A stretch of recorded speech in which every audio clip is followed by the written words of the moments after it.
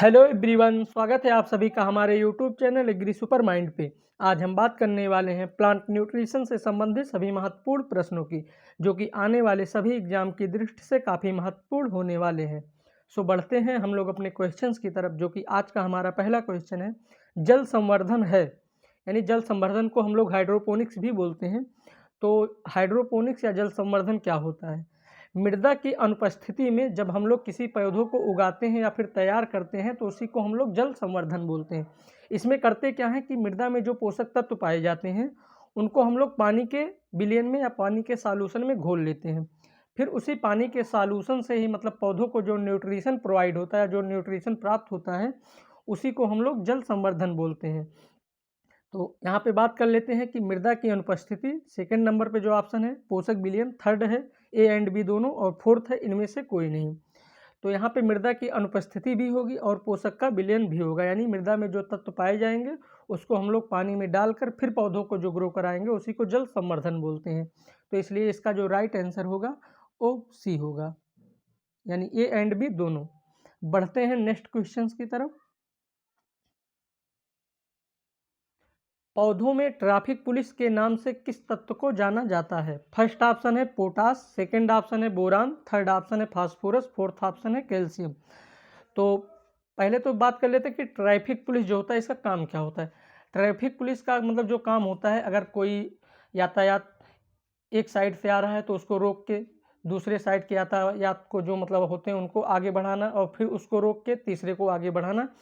Police का जो traffic police होते हैं इनका यही काम होता है। तो ठीक इसी प्रकार से जो मतलब पोटेशियम होता है, इसमें पौधों में जो पोटेशियम होता है उसको हम लोग पुलिस, ट्रैफिक पुलिस के नाम से भी जानते हैं। इसका काम क्या होता है कि जो पत्तियां होती हैं उनमें जो वर्णरंध्र होते हैं यानी स्टोमेटा जो होते हैं वो कब खुलने चाहिए और कब नहीं खुलने चाहिए, इसका काम जो है ये पोटास का काम होता है। इसलिए इसको हम लोग ट्रैफिक पुलिस के नाम से भी जानते हैं। तो इसलिए इसका जो राइट आंसर होगा वो बी हो, सॉरी ए होगा, पोटास। बढ़ते हैं नेक्स्ट क्वेश्चंस की तरफ, जो कि हमारा अगला क्वेश्चन है। पौधों में दो मुख्य एमाइड पाए जाते हैं जो प्रोटीन रचनात्मक में भाग लेते हैं। फर्स्ट ऑप्शन है एस्पेरजिन, सेकंड ऑप्शन है ग्लूटेनिन, थर्ड ऑप्शन है A and B, fourth option है इनमें से कोई नहीं। तो पौधे में जो दो मुख्य एमाइड होते हैं वो एस्पेरेजिन और ग्लूटेनिन होते हैं। इसलिए इसका जो राइट आंसर होगा वो सी होगा, ए एंड बी दोनों होंगे। बढ़ते हैं नेक्स्ट क्वेश्चंस की तरफ। नाइट्रोजन, फास्फोरस, कैल्शियम, आयरन और मॉलिबेडनम के लिए सूचक पौधे हैं। फर्स्ट ऑप्शन है क्रूसीफेरी, सेकंड ऑप्शन है सोलेनेसी, थर्ड ऑप्शन है लिलियेसी, फोर्थ ऑप्शन है उपरोक्त सभी। तो बात कर लेते हैं सूचक पौधों की कि सूचक पौधे होते क्या हैं। ऐसे पौधे जो किसी पोषक तत्व के लिए बहुत ही संवेदनशील होते हैं, और जैसे ही उस पोषक तत्व की कमी होती है तो वो अपने लक्षण प्रकट कर देते हैं। वो भी जो मुख्य पोषक तत्व होते हैं जब उनकी कमी होती है तो वो अपने लक्षण को बहुत आसानी से प्रदर्शित करते हैं। तो इसी को हम लोग पोषक सूचक पौधे बोलते हैं। यानी पौधे में कोई तत्व की अगर कमी हो गई तो वो उस तत्व की कमी को बड़ी आसानी से प्रदर्शित कर देते हैं, तो उसी को हम लोग पोषक तत्व बोलते हैं। तो यहाँ पे बात करते हैं अगर क्रूसीफेरी की, तो जो क्रूसीफेरी के मतलब मेंबर हैं वो नाइट्रोजन, फास्फोरस, कैल्शियम, आयरन और मोलिबेडनम के लिए सूचक पौधे माने जाते हैं। इसलिए इसका जो राइट आंसर होगा वो ए होगा, यानी क्रूसीफेरी। बढ़ते हैं नेक्स्ट क्वेश्चंस की तरफ। गोबर की खाद में नाइट्रोजन की प्रतिशत मात्रा कितनी होती है?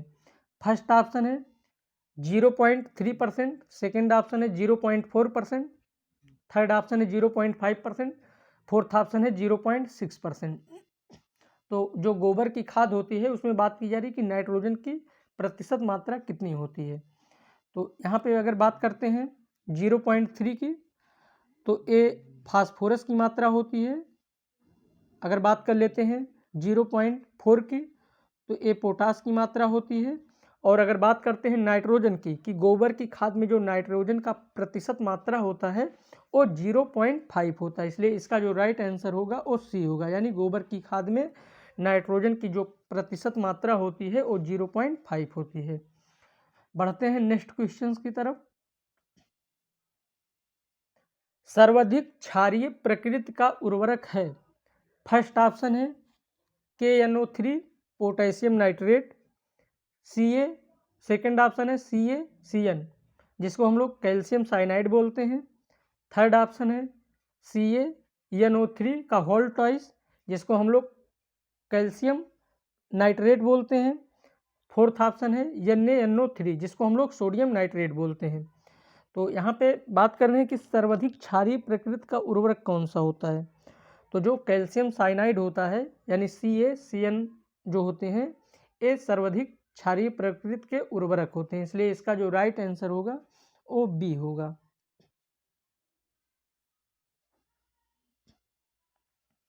बढ़ते हैं नेक्स्ट क्वेश्चंस की तरफ।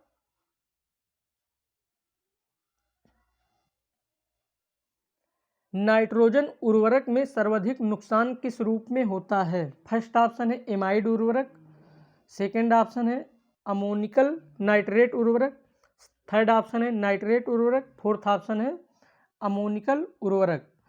तो यहाँ पे जो बात की जा रही है कि नाइट्रोजन उर्वरक होते हैं उसका सर्वाधिक नुकसान किस रूप में होता है। तो अगर यहाँ पे बात करें कि जो अमोनिया होता है, अमोनियम जो होते हैं, अमोनियम तो सबसे पहले नाइट्राइट में कन्वर्ट होते हैं, फिर इसके बाद नाइट्रेट में कन्वर्ट होते हैं। बात कर लेते हैं जो अमोनियम होते हैं NH4 जो होते हैं ये सबसे पहले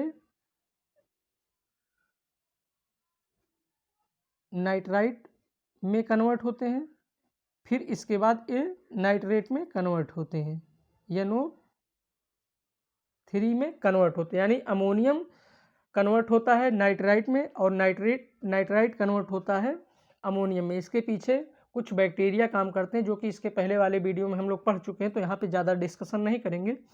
तो यहाँ पे और जो यूरिया होता है, यूरिया यानी जो एमाइड फॉर्म में होता है, एमाइड फॉर्म में जो होते हैं वो सबसे पहले यूरिया में कन्वर्ट होते हैं, फिर अमोनियम में कन्वर्ट होते हैं, इसके बाद नाइट्राइट में कन्वर्ट होते हैं, देन नाइट्रेट में कन्वर्ट हो जाते हैं। तो यहाँ पे बात की जा रही है कि नाइट्रोजन उर्वरक में सर्वाधिक नुकसान किस रूप में होता है। तो नाइट्रोजन उर्वरक में जो सबसे ज़्यादा नुकसान होता है वो नाइट्रेट उर्वरक के फॉर्म में होता है, इसलिए इसका जो राइट आंसर होगा वो सी होगा। बढ़ते हैं नेक्स्ट क्वेश्चंस की तरफ। थायोयूरिया किस प्रकार का उर्वरक है। पहले तो बात कर लेते हैं थायोयूरिया की। तो जो थायोयूरिया होता है इसका उपयोग हम लोग कहाँ पे करते हैं। तो थायोयूरिया जो होता है सबसे पहले हम लोग देख लेते हैं जो आलू होता है, आलू जब में जो सीड डोरमेंसी यानी सीड बीज जो होते हैं वो जब सुषुप्ता अवस्था में चले जाते हैं तो उसको तोड़ने के लिए यानी अंकुरण कराने के लिए हम लोग जिस चीज़ का उपयोग करते हैं उसको हम लोग थायोयूरिया बोलते हैं। इसका उपयोग आलू के अलावा कंद में होता है, घन कंद में होता है, प्रकंद में होता है, इन सब में इसकी डोरमेंसी को तोड़ने के लिए होता है।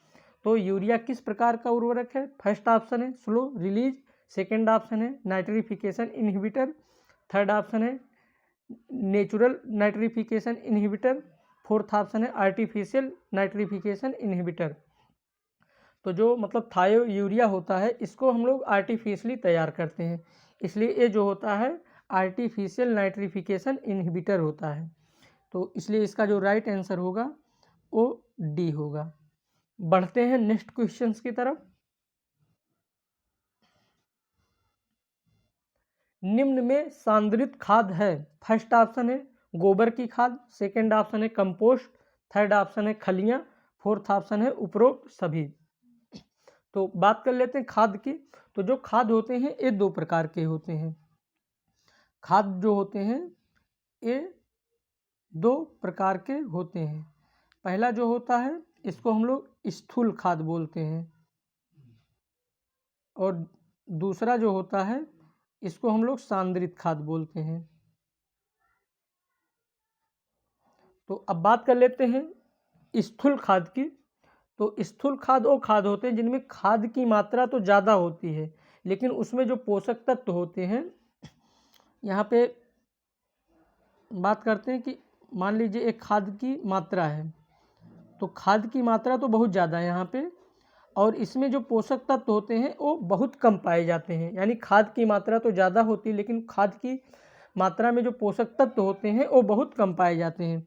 और बात कर लेते हैं सांद्रित खाद की, तो सांद्रित खाद जो होते हैं उनकी मात्रा बहुत कम होती है, लेकिन उसमें जो पोषक तत्व होते हैं वो बहुत ज़्यादा मात्रा में पाए जाते हैं। तो यहाँ पे बात की जा रही है कि निम्न में से सांद्रित खाद कौन सा है। तो फर्स्ट जो ऑप्शन है गोबर की खाद, सेकंड है कंपोस्ट खाद, थर्ड है खलियाँ, फोर्थ है उपरोक्त सभी।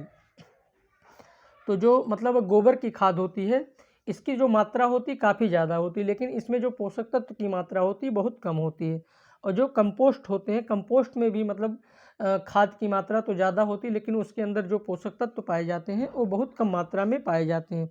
और बात कर लेते हैं अगर खलियों की, तो जो खलियाँ होती है जैसे सोयाबीन की खली हो गई, सरसों की खली हो गई, इन सब की मात्रा तो कम होती है, लेकिन इसके मतलब अंदर जो पोषक तत्व होते हैं वो बहुत अधिक मात्रा में पाए जाते हैं।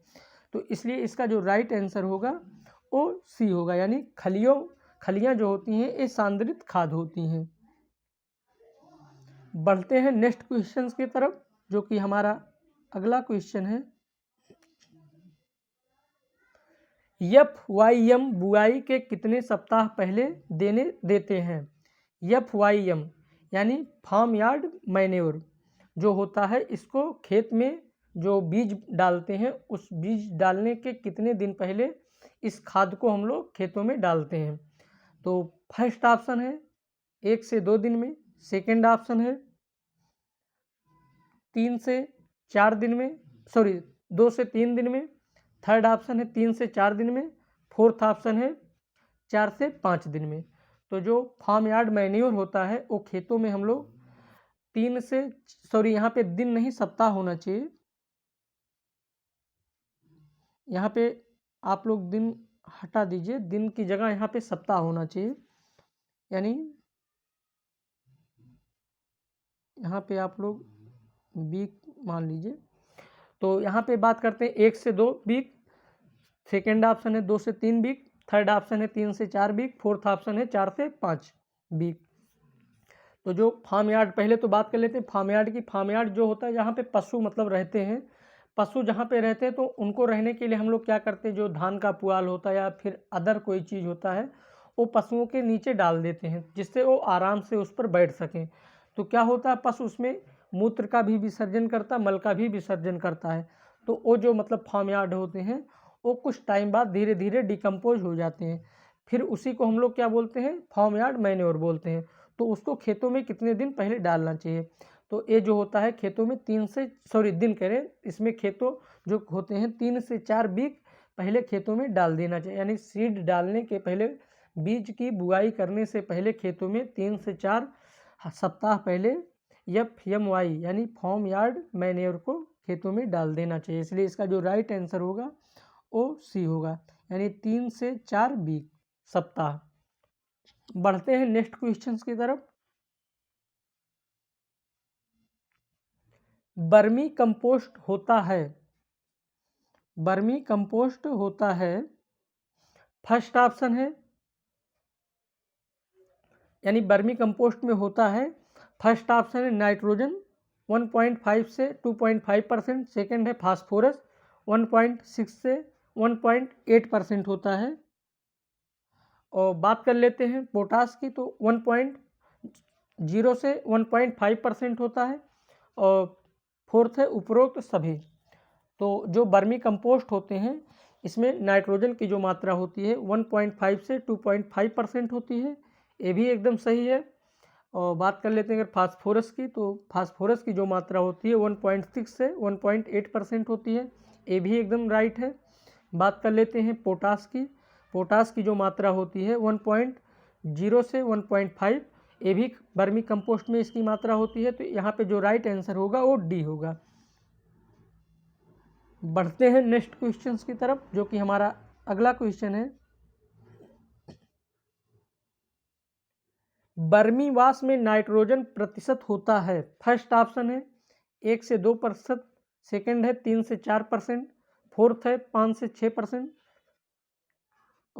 थर्ड है 5 से 6%, और फोर्थ है 8 से 10%। तो जो बर्मी वाश होता है इसमें जो नाइट्रोजन की प्रतिशत मात्रा होती है ये 3 से 4% होती है, इसलिए इसका जो राइट आंसर होगा वो बी होगा। बढ़ते हैं नेक्स्ट क्वेश्चंस की तरफ। वर्मी कंपोस्ट कितने दिनों में तैयार होता है? फर्स्ट ऑप्शन है 45 दिन, सेकंड ऑप्शन है 60 दिन, थर्ड ऑप्शन है 30 दिन, फोर्थ ऑप्शन है 15 दिन। तो जो वर्मी कंपोस्ट होता है ये कितने दिनों में तैयार होता है? सबसे पहले बात कर लेते हैं वर्मी कंपोस्ट होता क्या है। वर्मी कंपोस्ट जो होता है वो केंचुओं के द्वारा जो खाद बनाया जाता है उनके डिकम्पोज, जो मतलब वो मिट्टी को या फिर किसी अन्य सड़ी गली पत्तियों को डिकम्पोज करके जो खाद बनाते हैं उसको हम लोग वर्मी कंपोस्ट बोलते हैं। तो केंचुए की जो खाद होती है उसको हम लोग वर्मी कंपोस्ट बोलते हैं।